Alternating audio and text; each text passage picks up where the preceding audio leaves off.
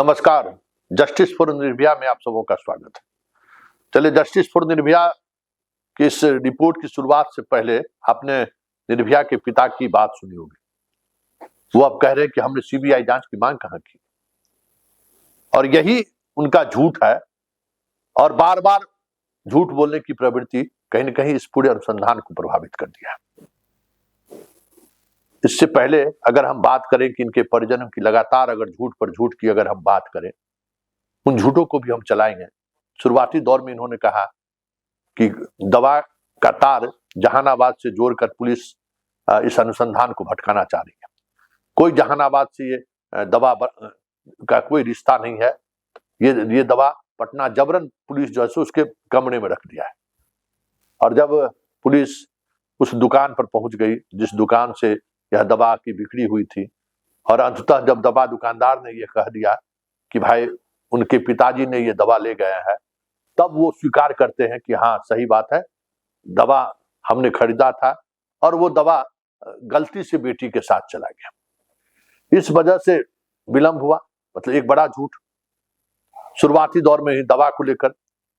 दूसरा उससे बड़ा झूठ उन्होंने बोला कि हमें कोई कपड़ा हमें नहीं दी गई।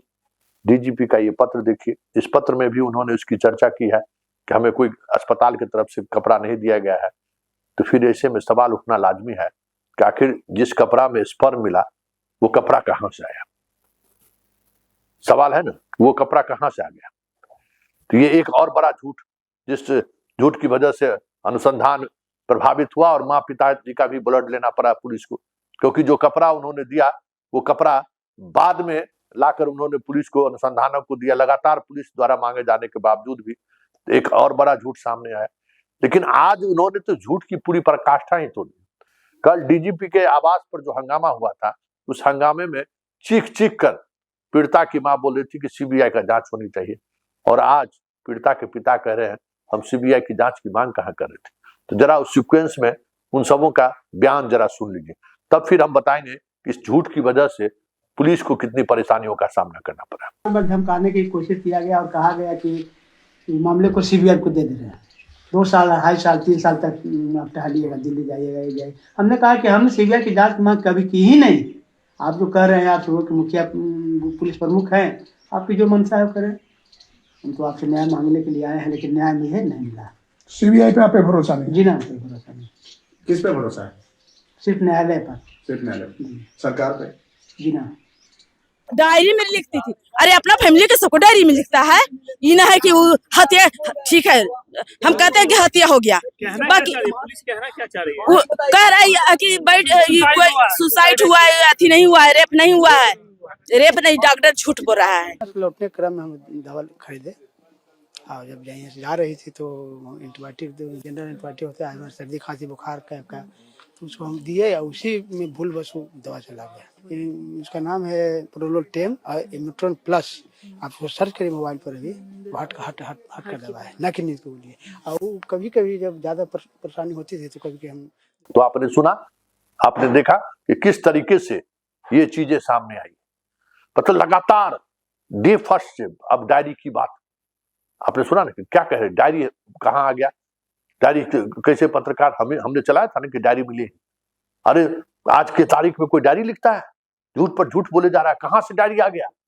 अब बताइए, कल वो डायरी की चर्चा हुई ना, उसकी मां ने बोली ना कि हाँ एक डायरी जो है सो लड़की लोग डायरी लिखती है, इसमें क्या गलत है। डायरी अपने परिवार के बारे में, जो कल तक कह रही थी कि डायरी का सवाल ही कहीं है कि आज के दौर में कोई डायरी लिखती है, और जब डायरी दिखाया गया तो कहती है कि डायरी के इस दौर में क्यों नहीं लड़कियां अपने जीवन के बारे में डायरी में लिखती है, परिवार के बारे में लिखती है। मतलब सीक्वेंस में अगर देखिए, पहले दिन से ही इन्होंने क्या कहा कि हमको हॉस्टल संचालक की तरफ से फोन नहीं गया, जबकि पुलिस ने यह दिखा दिया कि हॉस्टल संचालक की तरफ से ये फोन गया।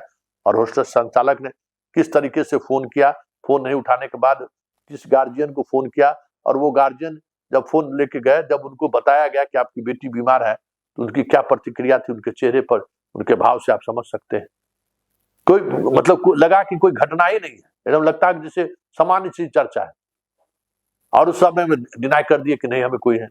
उसके बाद दवा मिलने की बात पर उन्होंने क्या कहा कि नहीं वहां कोई दवा था ही नहीं, दवा के बारे में पुलिस झूठ बोल रही है। क्या फिर दवा का मामला सच आया? वो सबों के सामने में है। अस्पताल में इलाज के दौरान पुलिस को लेकर उनका बयान, कपड़े को लेकर उनका बयान, सारे बयान जब सीसीटीवी फुटेज के सहारे जब बातें सामने आनी शुरू हुई तो फिर मुकरते मुकरते फिर हाँ भी भर दिए। तो ये प्रवृत्ति कहीं न कहीं इस अनुसंधान को सबसे ज्यादा नुकसान पहुंचाया है। और आज तो उन्होंने कह दिया कि हमने सीबीआई जांच की मांग की ही नहीं। मतलब अभी भी वो भटका रहे हैं, और ये क्यों भटका रहे हैं ये तो वही समझ रहे होंगे। लेकिन एक बात तो तय है, इस तरीके के बयान बदलने की वजह से सिर्फ अनुसंधान में ही वक्त नहीं लगा, लोगों की जो एक सहानुभूति उस पीड़ित परिवार के को लेकर था, वो सहानुभूति भी धीरे धीरे खत्म होता जा रहा है।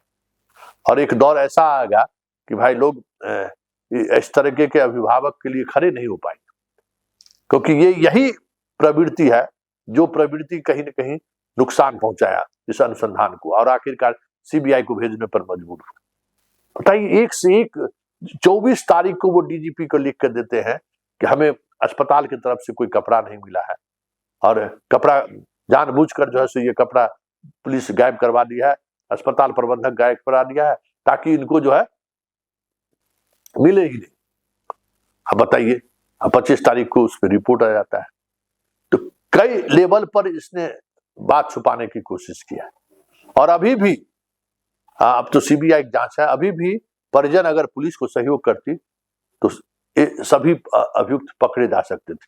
लेकिन जो खबरें हैं, जिस तरीके से चीजें आ रही हैं, वो तो साफ लग रहा है कि झूठ पर झूठ, और झूठ ही इस निर्भया की जांच को, या यूं कहे कि निर्भया के जस्टिस की लड़ाई को, परिवार के खास करके माँ पिताजी की झूठ की वजह से, उसके मामा के झूठ की वजह से कहीं न कहीं निर्भया की न्याय की लड़ाई आधे रास्ते पर आकर सिसकियां ले रही है।